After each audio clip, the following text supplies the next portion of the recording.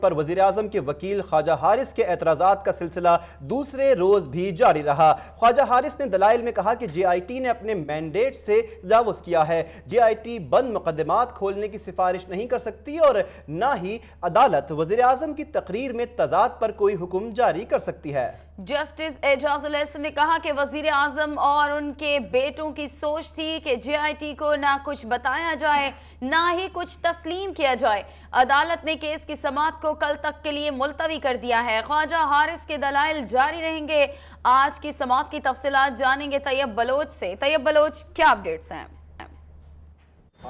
جی،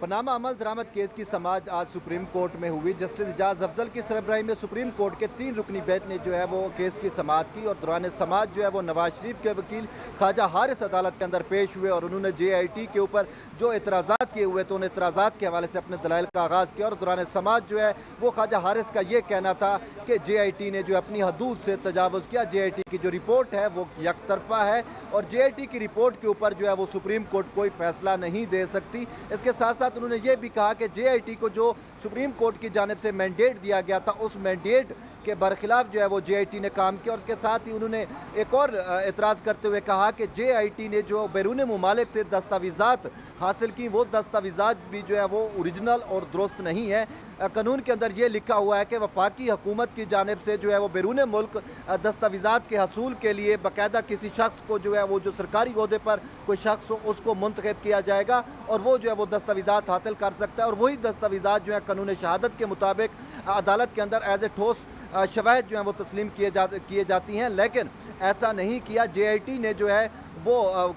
قانون کا جو پروسیجر ہے اس کو فالو نہیں کیا۔ اس کے ساتھ ساتھ جو ہے وہ جسٹس اعجاز افضل جو بینچ کے سربراہ تھے ان کا یہ کہنا تھا کہ آپ جو ہے وہ ہرگز اس چیز پہ نہ جائیں، ہم جے آئی ٹی کی رپورٹ کے اوپر جو ہے وہ فیصلہ نہیں کرنے لگے اور نہ ہی جے آئی ٹی کی رائے کے اوپر ہم نے کوئی فیصلہ کرنا ہے۔ ہمارے پاس جو شواہد جمع ہوئے ہیں اور جو شہادتیں آ چکی ہیں ان شہادتوں کو مد نظر رکھ کر ہم نے فیصلہ کرنا ہے۔ اس پر جو ہے وہ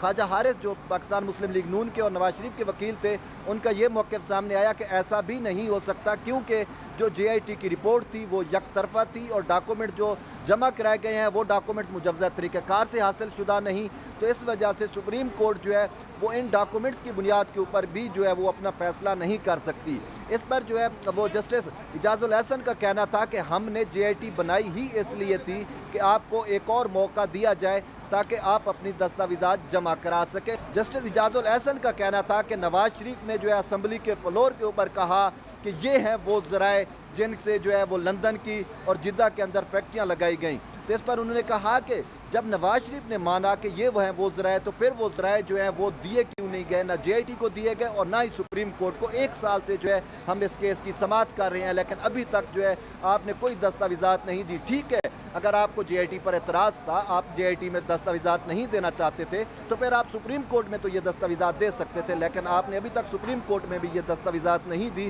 اس حوالے سے جو ہے وہ عدالت کی جانب سے جب خواجہ حارث سے پوچھا گیا کہ آپ مزید کتنا وقت لیں گے، تو اس پر خواجہ حارث نے کہا کہ میں کوشش کروں گا